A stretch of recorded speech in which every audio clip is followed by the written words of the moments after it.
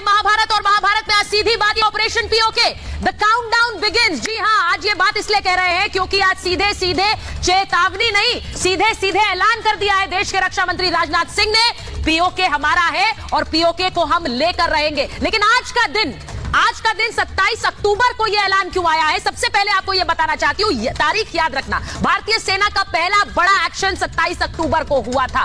27 अक्टूबर तारीख इसलिए याद रखने की जरूरत है क्योंकि 1948 में पाकिस्तान के मंसूबों को कैसे भारतीय सेना ने नाकाम किया था, पाकिस्तान ने कश्मीर पर कैसे हमला किया और उस हमले के बाद कश्मीर ने पाकिस्तान के खिलाफ भारत से मदद मांगी थी और भारतीय सेना ने कैसे कश्मीर के मामले में पाकिस्तान को पटकनी दी थी। भारत ने, सेना के सिख रेजिमेंट ने किस तरह से वहां जाकर पाकिस्तान और कबीलियाई को खदेड़ा था, ये पूरी कहानी आज 27 अक्टूबर की तारीख की कहानी है। दिल्ली से श्रीनगर पहुंची थे भारतीय सैनिक और वहां पर कश्मीर को पाकिस्तान के चंगुल से छुड़ाया था। इसीलिए 27 अक्टूबर का यह दिन कितना अहम है, वो 27 अक्टूबर और आज का 27 अक्टूबर, क्योंकि आज दो तस्वीरें आपको दिखा रही हूं। आज के दिन देश के रक्षा मंत्री राजनाथ सिंह ने फिर से कहा कि जो मिशन 5 अगस्त 2019 को शुरू किया 370 हटाकर, वो पूरा तब होगा जब गिलगिट बाल्टिस्तान और पीओके वापस अखंड भारत में शामिल होगा, यानी द मिशन इज ऑन। ये देश के रक्षा मंत्री राजनाथ सिंह ने कहा। और वहीं दूसरी तरफ आज किस तरह से बीजेपी ने याद दिलाया कि कश्मीर का एक हिस्सा जिस पर अवैध कब्जा पाकिस्तान ने किया है वो नेहरू की गलतियों के चलते हुआ। आज बीजेपी ने हमला बोला, यानी दो हमले। राजनाथ सिंह ने एक तरफ पाकिस्तान पर हमला बोला तो दूसरी तरफ बीजेपी ने कांग्रेस पर हमला बोला कि नेहरू की गलतियों के चलते कश्मीर का एक हिस्सा जिस पर अवैध कब्जा पाकिस्तान का हुआ। पहले यह रिपोर्ट देखिए, उसके बाद महाभारत। सदन में जब जब जम्मू एंड कश्मीर राज्य बोला हूं तब तब पाक ऑक्यूपाई कश्मीर और अक्साई चीन दोनों इसका हिस्सा है, ये बात को हमारी यात्रा तो तब पूरी होगी जब 1947 के रिफ्यूजीज को न्याय मिलेगा।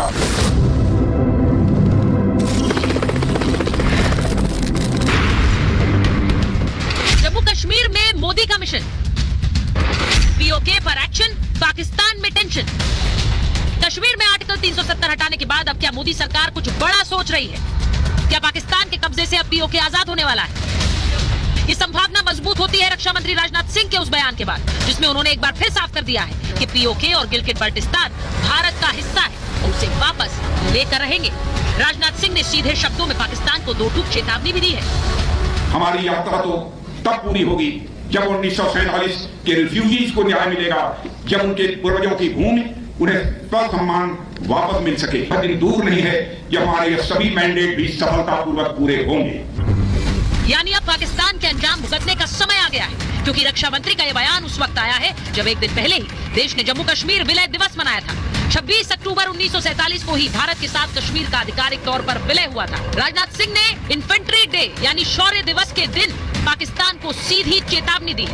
इसी दिन 1947 में सेना की सिख रेजिमेंट ने वायुसेना के विशेष डकोटा विमान से श्रीनगर में लैंड कर जम्मू कश्मीर को पाकिस्तानी सेना और कबायलियों के चंगुल से बचाया था। तो एक तरफ केंद्र की मोदी सरकार अपने नए मिशन की ओर बढ़ती नजर आ रही है, तो इधर बीजेपी ने पीओके गंवाने को लेकर फिर नेहरू को जिम्मेदार बताया है। बीजेपी नेताओं ने सीधे हमला करते हुए कहा कि कांग्रेस की गलतियों की वजह से ही हमने कश्मीर गंवाया। जो भारत का अभिन्न अंग है, वो भारत माता की भूमि पर पाकिस्तान का अनऑथराइज्ड ऑक्यूपेशन है, कब्जा है। ये फैसला जवाहरलाल नेहरू जी ले लेते हैं तो आज जो पीओके का मसला है, ये मसला नहीं होता। जो भूल उस समय कर दिया, आज उस भूल को सुधारने के लिए आदरणीय प्रधानमंत्री मोदी जी ने जो कड़ा कदम उठाया है, उसको सारा देश आज जानते हैं, साथ दे रहे हैं। यानी देश के भीतर कांग्रेस की गलतियों को सुधारने के लिए आवाज उठ रही है, तो सीमा पार हो रहे अत्याचार पर भी करारी चोट का वक्त आ गया है। राजनाथ सिंह का बयान तो इसी ओर इशारा कर रहा है कि पीओके और गिलगिट बाल्टिस्तान के लोगों को जल्द ही अत्याचार से मुक्ति मिलने वाली है। अभी तो हमने उत्तर दिशा की ओर चलना प्रारंभ कर दिया है। हमारी यात्रा तो तब पूरी होगी जब हम 22 फरवरी 1949 को भारतीय संसद में सर्वसम्मत पारित हुए प्रस्ताव को अमल में लाएंगे और उसके अनुरूप हम अपने बाकी बचे हिस्से जैसे गिलगिट और बाल्टिस्तान तक पहुंचेंगे। कश्मीर से 370 हटाकर मोदी सरकार ने अपने मजबूत इरादे पहले ही जाहिर कर दिए थे और लगता है कि अब पीएम मोदी अखंड कश्मीर के मिशन पर चल पड़े। Bureau report, Republic Bharat. Mahabharat में पाकिस्तान से हमारे साथ हमारे मेहमान जुड़ रहे हैं। पहले उनका परिचय करा देती हूँ। पत्रकार आरजू काजमी जुड़ रही है हमारे साथ, और साथ ही लाहौर से पत्रकार अजीम भट्ट जुड़ रहे हैं हमारे साथ। स्टूडियो में हमारे साथ मेजर गौरव आर्य आ गए हैं, रिपब्लिक मीडिया नेटवर्क के कंसल्टिंग एडिटर है, स्ट्रेटेजिक अफेयर्स। हमारे साथ major general GD Bakshi sir जुड़ गए हैं, आप उनको देख रहे हैं स्क्रीन पर, और साथ ही अमित रैना जी कश्मीरी एक्टिविस्ट हमारे साथ जुड़ गए। बहुत बहुत स्वागत है आप सभी का। और मैं शुरुआत में मेजर आर्य, मैं शुरुआत में सबसे पहले उसी बयान से शुरू करना चाहती हूं जो अमित शाह जी ने दिया था संसद में जब 370 हटाया। जम्मू कश्मीर हमारे लिए गिलगिट बल्टिस्तान भी है, पीओके भी है, और यह मिशन तभी पूरा होगा जब ये अवैध कब्जे हटेंगे।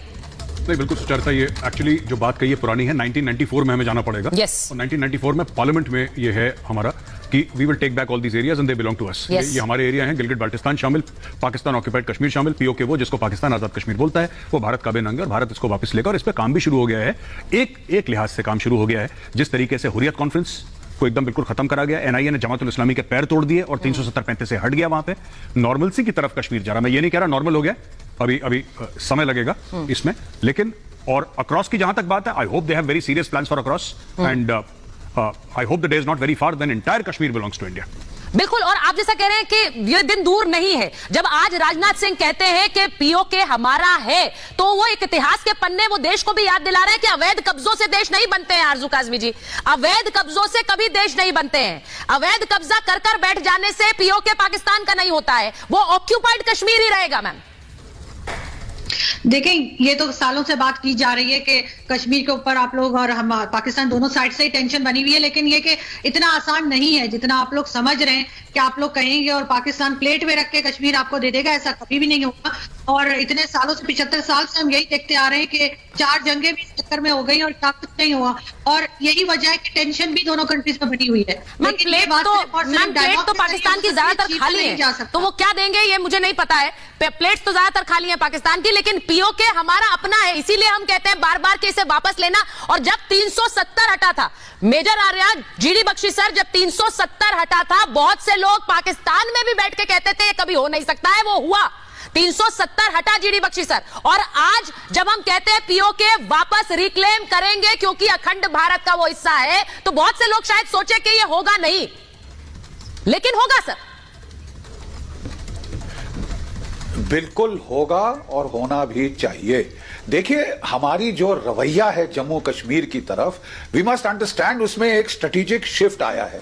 पहले जो हमारी सरकारें थीं वो कहती थीं कि हाँ आप थोड़ा मांगो, स्काई इज द लिमिट, हम दे देंगे, सोचेंगे शायद ये हो जाएगा। पाकिस्तान को भी उम्मीद बंधी थी कि भारत का विल पावर चरमरा रही है, अगर हम ज्यादा शोर शराबा करें, तंग करें तो शायद भारतवर्ष दे देगा, कश्मीर दे देगा प्लेट पे। लेकिन साहब, जब ये 370 हटा के हमने एक क्लियर संकेत दुनिया को दिया, पाकिस्तान को दिया, there is no further ambiguity, there are no ifs and buts. जैसे आप चीन से तिब्बत के बारे में पूछ के देख तो लें साहब, वो नो नहीं, नॉट, नियत और कोई भाषा में सुनना है बता दीजिए।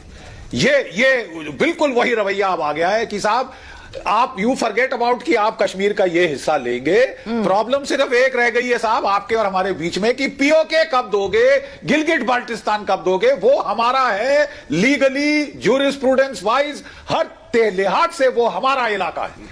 We want that back, that belongs to us. देखिए, दुनिया में बड़ी हिपोक्रेसी है। जहां यूक्रेन पे रूस ने हमला किया तो अमेरिका कह रहा है साहब यूक्रेन को हम तब तक सपोर्ट करेंगे जब तक वो खदेड़ के वापस ना करे। भारत को क्या बोला जा रहा है 75 साल से साहब, जो पकड़ा हुआ है वो वहां रहने दो ना, जो अवैध हमला तो पकड़ा हुआ है वहां रहने दो, लेकिन पकड़ा था, सीज किया था और पकड़ के रह रहा है, उसको रहने दो। ये देखा आपने, ये दोगली, ये दोगली जबान, और ये दोगली जबान सर बहुत समय तक हमने सुनी भी है, लेकिन अब ये बड़ा क्लियर है कि हमें अपने जो ऑब्जेक्टिव्स हैं उन्हें हासिल कैसे करना है, ये हमने पिछले कुछ सालों में सीख लिया है। अजीम भट्ट जी, जो हमने पिछले कुछ सालों में देखा है, 370 को लेकर कुछ लोग यहां पर भी थे जो आपके साथ राग में राग मिलाते थे, वो कहते रह जाते थे नहीं हटेगा नहीं हटेगा, हट गया। ये एक कदम था सर, अब दूसरा कदम लेना है अजीम भट्ट।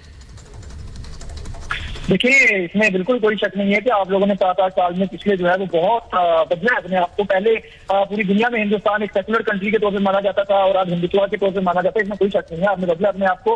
और जहां तक कश्मीर की आप बात कर रहे हैं तो बिल्कुल आज मुझे हैरानगी इस बात की है कि आप लोग अपने मजालिम डालने का, तशद्दुद करने का, अपने कश्मीरियों को मारने का जो है वो आप जश्न मना रहे हैं। और बड़ी अच्छी बात है, आप मनाएं। आपको आप इसी तौर पर जाने जाते हैं, हिंदुत्व का जो एक्सट्रीमिस्ट नजरिया है वो इसी तौर पर जाना जाता है। आप करिए, आपको कोई मसला नहीं। आज हुर्रियत जो है वो कब से राग गा रहे हैं आप वसीम भट्ट? ये राग आप कब से गा रहे हैं? ये कोई सुन नहीं रहा है, कोई सुन नहीं रहा है। ये राग ये आज का नहीं है आपका। ये राग कब का गाए? आपके इमरान खान राग गाते गाते चले गए सत्ता से। आपके इमरान खान यही राग गाते गाते सत्ता से बेदखल हो गए, किसी ने सुना नहीं। अब शहबाज जी भी वही राग अगर गाएंगे तो कोई नहीं सुनने वाला है। सीधी बात यह है कि भारत की क्या तस्वीर है ये पूरी दुनिया जानती है, और आप अवैध कब्जा कर बैठे हैं, ये भी रियलिटी पूरी दुनिया जानती है। मैं भट्ट साहब ने बोला ना अभी कि एक मिनट सुनिए अजीम भट्ट जी जरा सुनिए जरा। अजीम भट्ट जी, ऐसा अभी आपने बोला कि भारत सेक्युलर हुआ करता था और हिंदुत्व की ओर जा रहा है। आपको इससे क्या लेना देना? आपकी तो इस्लामिक रिपब्लिक है। हम जो करें अपने मुल्क में, आपको क्यों दुख हो रहा है इतना? एक मिनट सर, मेरी बात सुन लीजिए। सर मेरी बात सुन लीजिए। मैं आप जब बोल रहे थे मैं तो नहीं बोला बीच में। पता नहीं मेजर बोलता है, इतना दर्द क्यों होता है लोगों को पाकिस्तान में। सुनिए मेरी बात सर, अभी तो मैं शुरू हुआ। हुजूर वाला ऐसा है कि आपने अपने आप को इस्लामिक रिपब्लिक ऑफ पाकिस्तान बना दिया। 400 से ऊपर मंदिर तोड़ दिए, हिंदुओं को मार दिया, उनकी लड़कियों को कन्वर्ट कर लिया। वो मिट्ठू मुआ नाम का मौलवी है, ठीक है, और बाकी सब लोगों ने मिलकर सब कुछ बल्ले बल्ले कर दिया अपनी पाकिस्तान में। अब इंडिया कहां जा रहा है? आपको क्या लेना देना उससे? क्या लेना देना है आपको? इंडिया पहले सेक्युलर था, आज सेक्युलर नहीं है। आपका क्या लेना देना उससे? इंडिया जहां जाए इंडिया जाए, इंडिया के लोग डिसाइड करेंगे। हमने आपको बोला कि आप मुस्लिम मुल्क क्यों बन गए? हमने बोला आप इस्लामिक क्यों बन गए? मैंने आज तक बोला? या जनरल साहब बैठे हैं यहाँ पे, अमित भाई बैठे हैं यहाँ पे, हमने कभी बोला कि आप क्यों यहाँ पे इस्लामिक मुल्क बन गए और आपको नहीं बनना चाहिए था सेक्युलर? भारत को सेक्युलरिज्म का पाठ पढ़ाने से पहले आप अपने मौलाना, मौलवी, फौजियों को और जो आपके सियासतदान हैं उनको क्यों नहीं बोलते कि क्या ये बकवास कर रखी है इस्लामिक रिपब्लिक? इस्लामिक रिपब्लिक क्या होता है बकवास? Islamic Republic, it should be secular Republic of Pakistan. आप भी तो करिए थोड़ा सा, एक कदम आप भी बढ़ाइए, ठीक है? दूसरों की जेब में हर समय नजर रहती है और बटुए पे हाथ रहता है आपका, हैं? मैं जवाब दूंगा बिल्कुल। आप ये है कि हमारी फाउंडेशन हमारी फाउंडेशन ही इस्लामिक रिपब्लिक के नाम पे हुई है, और आपकी फाउंडेशन शुरू से आप लोग क्लेम करते हैं कि आप सेकुलर हैं। एक मिनट सर, आप हमारी फाउंडेशन के बारे में क्यों फिक्र कर रहे हैं? वो क्लेम करते हैं कि सुनिए, नहीं आप झूठ बोल रहे हैं। आपको पाकिस्तान के इतिहास के बारे में नहीं पढ़ा है। आपको जिन्ना साहब की स्पीच याद है? You are free to go to your temples and mosques and that has got nothing to do with the business of the state. मुझे याद है। हाँ, इसका मतलब ये भट्ट साहब, इसका मतलब ये कि आप लोग एक निहायती कंफ्यूज्ड कौम हैं।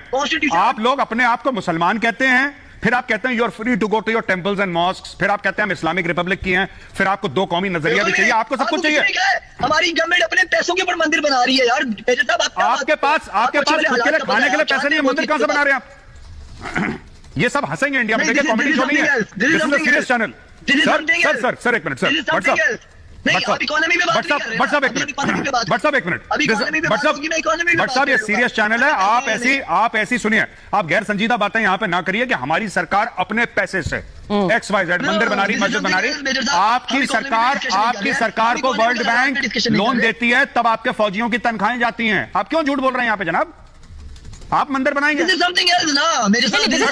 हो गया सर? आपके बारे में आपके झूठ के पुलिंदे खोल रहे नजर आ रहे हैं, तो आप दिस इज समथिंग एल्स हो गया सर। देखिए सुनिए, ये हर एक पाकिस्तानी को बड़ा दर्द है, हर एक पाकिस्तानी को बड़ा दर्द है भारत के सेक्युलरिज्म को लेकर। अच्छा एक बात बताइए भट्ट साहब, would you like to become an Indian citizen? क्या बड़ा दिल में टीज है कि मैं भारत के सिटीजनशिप के लिए अप्लाई करूं?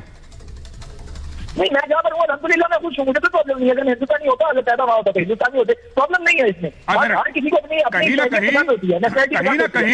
कहीं ना कहीं आपका कहीं ना कहीं ये दिमाग में बात है कि काश मैं भी इंडियन होता, इसलिए आपको इंडिया की इतनी फिक्र। नहीं, आप तो बिल्कुल भी नहीं है।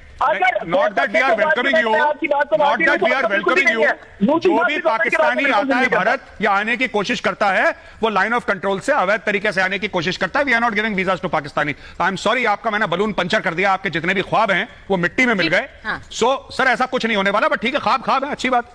जीडी बख्शी सर बोलना चाह रहे हैं। यही तो मैं कह रहा हूं कि ख्वाब है। आप घट भारत का अजीम भट्ट जी आप देखिए, ख्वाब की बात मत करिए, लेट्स टॉक ऑफ रियलिटी। ख्वाब की बात हम करते भी नहीं है, हम असल जिंदगी में रहते हैं, रियलिटी में रहते हैं। और रियलिटी ये है कि आपने अवैध कब्जा किया, और अवैध कब्जों का हश्र क्या होता है? उन्हें एक दिन उखाड़ कर फेंक दिया जाता है, वही होता है हश्र। मेरे जीडी बख्शी सर बोलना चाह रहे हैं। बख्शी सर बोलिए।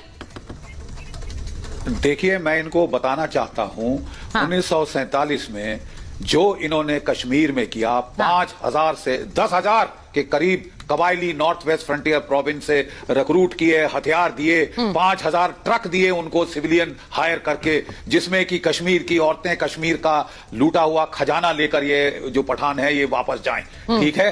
और ये लैंड ग्रैब, ये असलियत है साहब। मेरे फादर साहब भी उस वक्त दरबारी थे महाराजा हरि सिंह के, वो चश्मदीन गवाह हैं इस सब तबाही के मंजर जो वहां पे किया गया था। आपने लैंड ग्रैब ट्राई किया साहब, लैंड ग्रैब ट्राई किया और लिबरेशन के नाम पे जो हश्र किया बारामूला में कश्मीर की औरतों का, 7 से 70 तक हर बेचारी वहां की लड़की से बूढ़ी को बलात्कार किया गया, बाइज्जत किया गया, ठीक है साहब।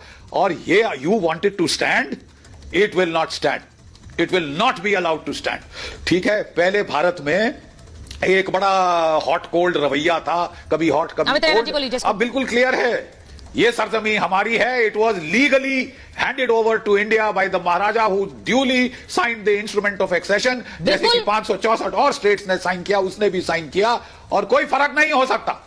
आई मीन फॉरगेट इट यार। अगर यूक्रेन कह सकता है कि हम 1-1 इंच वापस लेंगे और अमेरिका पूरा सपोर्ट दे रहा है, तो साहब फिर भारत के लिए एक मापदंड क्यों और अमित रैना जी दूसरा मापदंड और जीडी बख्शी सर, 75 साल हमको बोला ठीक है साहब, जो उनके पास जो हमारे पास है ये एक दोगलापन नहीं है तो क्या है अमित रैना जी के हस्ताक्षर यहां भी हुए थे। ये हस्ताक्षर जब इन्हें दूसरा मुल्क मिल गया, एक अलग देश मिल गया, वो हस्ताक्षर तो इनको कबूल थे, लेकिन जो हस्ताक्षर हरि सिंह ने किए वो इनको कबूल नहीं थे। वहां पर ये अवैध कब्जा करने चले आए। देखिए, इनके दोहरे मापदंड, अभी कोई बाई साहब सेक्युलरिज्म की बात कर रहे थे, 50% पॉपुलेशन होती थी गैर मुसलमानों की पाकिस्तान ऑक्यूपाइड जम्मू कश्मीर में, और आज कितनी है? आज वो 0 है। तो ये बताता है आपको कि कितने सेक्युलरिज्म के पुजारी हैं ये।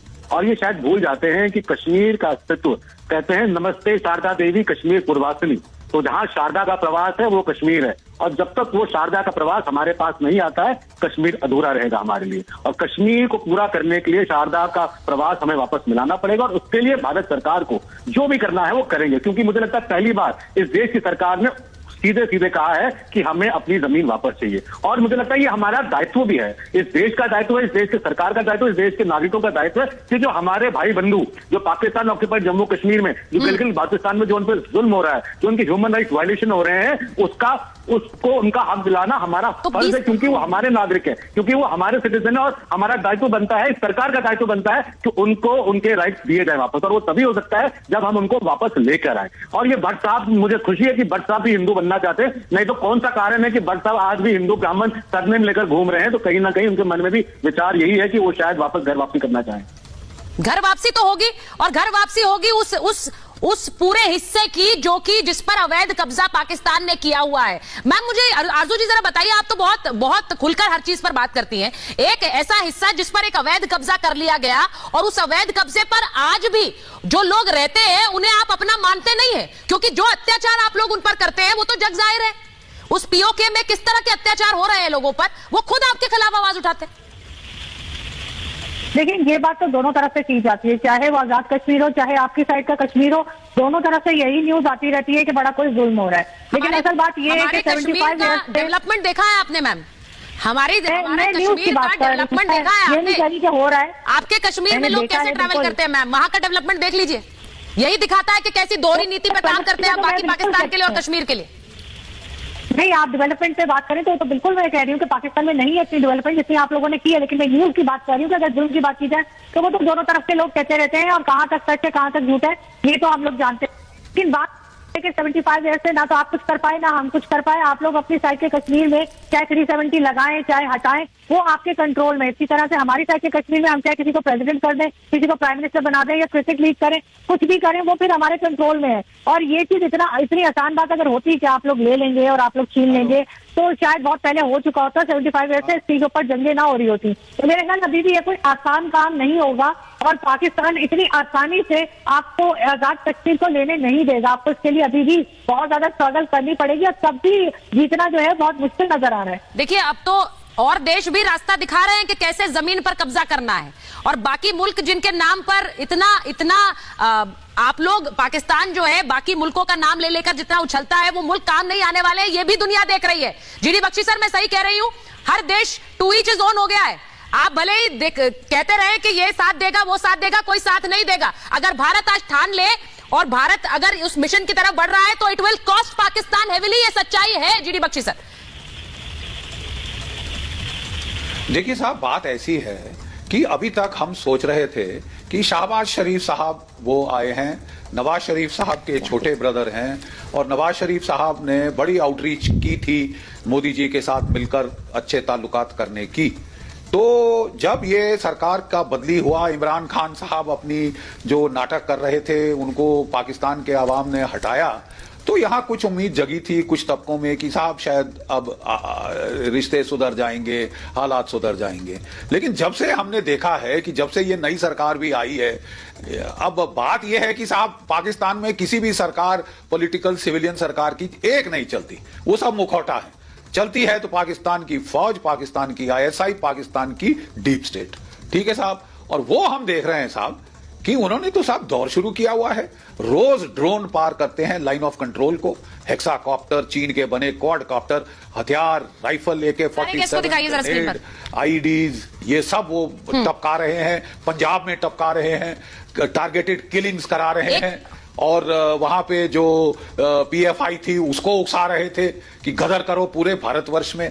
तो इससे फिर लोग परेशान होकर यही आपको जवाब मिलेगा। जैसे Exactly, बहुत ज्यादा करने की जरूरत नहीं है। मैं एक बार जरा बता दूं कि आज जब एक तरफ राजनाथ सिंह ने पाकिस्तान पर हमला बोला है, देश के रक्षा मंत्री ने पाकिस्तान पर हमला बोला, तो वहीं बीजेपी ने आज कांग्रेस पर हमला बोल दिया है, ये कहते हुए कि देखिए किस तरह से देश के पहले प्रधानमंत्री जवाहरलाल नेहरू ने बड़ी गलतियां की। उन्होंने 5 गलतियां की। सही समय पर उन्होंने फैसला नहीं लिया कश्मीर को लेकर, निजी महत्वाकांक्षा को देश हित पर उन्होंने तवज्जो दी है, और कैसे आंतरिक मामले को वो UN में लेकर चलेगा, इसको इंटरनेशनलाइज कर दिया, जबकि हमारा अपना मामला था। शेख अब्दुल्ला से उन्होंने दोस्ती निभाई, उन्हें प्रधानमंत्री बनाने की कोशिश की, और उस चक्कर में कैसे उन्होंने देश हित को किनारे रख दिया। सरदार पटेल के नक्शे कदम पर वो नहीं चल पाए। ये बड़ा हमला आज बीजेपी ने किया और कहा कि 5 गलतियां नेहरू की जो भारत पर भारी पड़ी। मेरे साथ बीजेपी के राष्ट्रीय प्रवक्ता गुरु प्रकाश पासवान जी जुड़ गए हैं, माजिद हाजिरी साहब श्रीनगर से हमारे साथ जुड़ रहे हैं। मैं एक बात पहले सीधे गुरु प्रकाश जी आपके पास आ रही हूं, क्योंकि ये हमला बार बार बीजेपी करती है।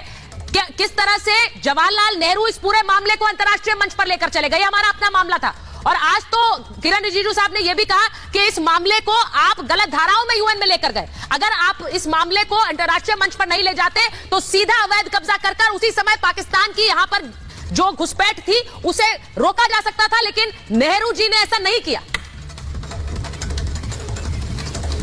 देखिए सुचारिता जी, आपको और पैनल में उपस्थित सभी साथियों को हम नमस्कार करते हैं, और ये सही बात है, ये तथ्य है। मैं देख रहा था नेहरू जी के संदर्भ में एक आर्टिकल लिखा गया था।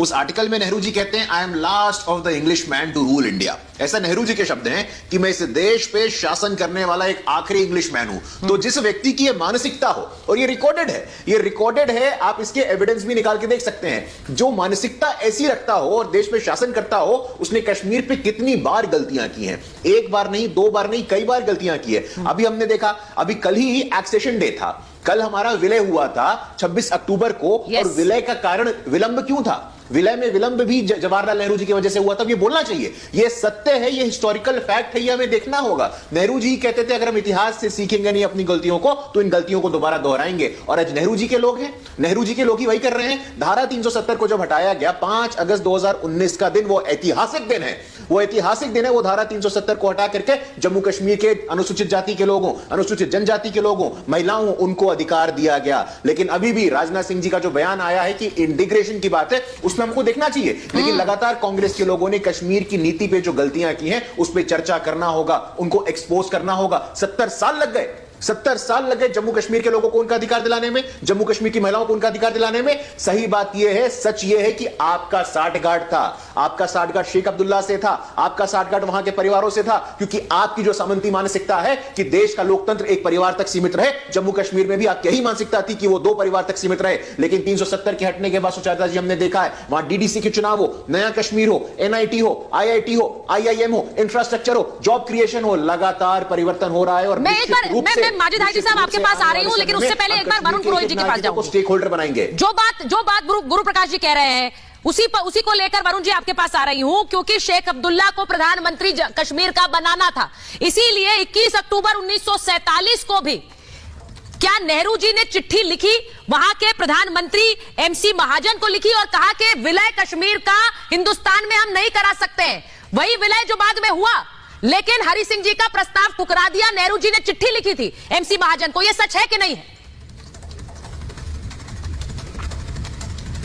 सुचारिता जी बार बार अपने पूर्वजों को, बड़ों को, फ्रीडम फाइटर्स को सुनाए। भारतीय जनता पार्टी की वर्तमान जो मोदी सरकार है इसका काम सबसे बड़ी गलती तो अडवाणी जी की 8.5 साल से देश भोग रहा है। हर बात में नेहरू जी ने किया, अरे भाई नेहरू जी ने किया, इंदिरा जी ने किया, वो सब गलती थी। अभी 70 साल बोल रहे हैं। अटल जी भी गलत है। ये तो 8.5 साल को ऐसे करना चाह रहे हैं। इनको खाया पिया सब कुछ तैयार मिल गया ना देश, इसलिए कर रहे हैं। कारगिल में तोहफा लाए थे राजीव गांधी जब भी जीते थे।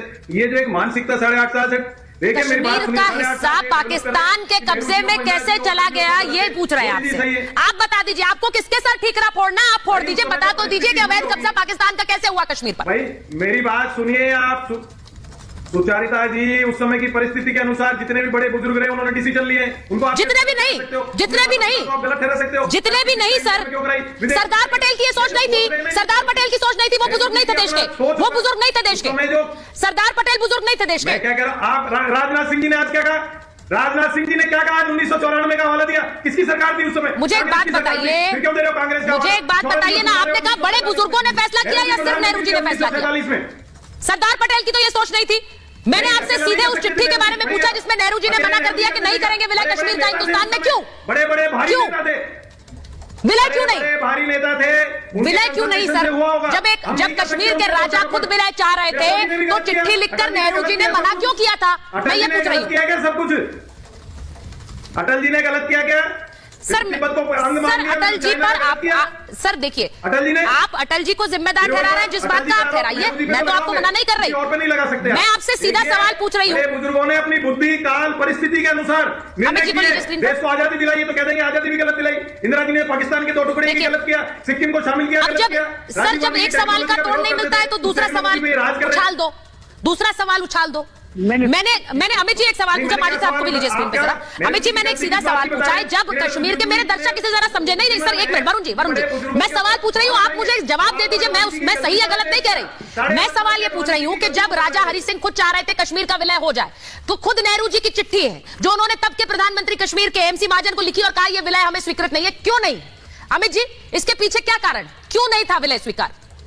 मैम ये कहना गलत होगा और डॉक्टर करण सिंह ने खुद बयान दिया है कि महाराजा हरि सिंह ने 26 अक्टूबर तक कोई विलय का प्रस्ताव नहीं रखा था। और 26 अक्टूबर की आप चिट्ठी पढ़े महाराजा हरि सिंह की जो विलय के प्रस्ताव के साथ आई है, उसमें उन्होंने साफ लिखा है, पहली लाइन में लिखा है कि मेरा कोई विलय का प्रस्ताव नहीं था भारत के साथ और मैं स्टैंडस्टिल एग्रीमेंट पे चाहता था। मगर इसका मतलब ये नहीं कि नेहरू जी ने गलतियां नहीं करी है। नेहरू जी ने कड़ी गलती करी क्योंकि एक जो उन्होंने सीज फायर किया और आधा कश्मीर हम पाकिस्तान के पास छोड़ा है। दूसरा वो गए यूनाइटेड नेशंस के पास जो हमें जाना नहीं चाहिए था, और अगर हमें जाना चाहिए था तो हमें डिफरेंट धाराओं में जाना चाहिए था। तो ये भी बिल्कुल सही है कि नेहरू जी ने शायद विलय में देरी ना करी, मगर नेहरू जी ने अपनी गलतियों से आधा कश्मीर जो हमारा कश्मीर है वो पाकिस्तान को गिफ्ट कर दिया। और उस 75 साल से उस तरफ के लोग उस गलती का भुगतान कर रहे हैं और इस तरफ के लोग भी उस गलती का भुगतान कर रहे हैं। तो गलतियां हुई हैं 1947 में। और दूसरी बड़ी गलती जो उन्होंने करी, तो शेख अब्दुल्ला को उन्होंने अपना नुमाइंदा रखा। जो उनका शेख अब्दुल्ला के प्रति जो मोह था, जो उनका प्यार था, वो सबसे बड़ा कारण था कि जो कश्मीर को स्पेशल स्टेटस दिए गए,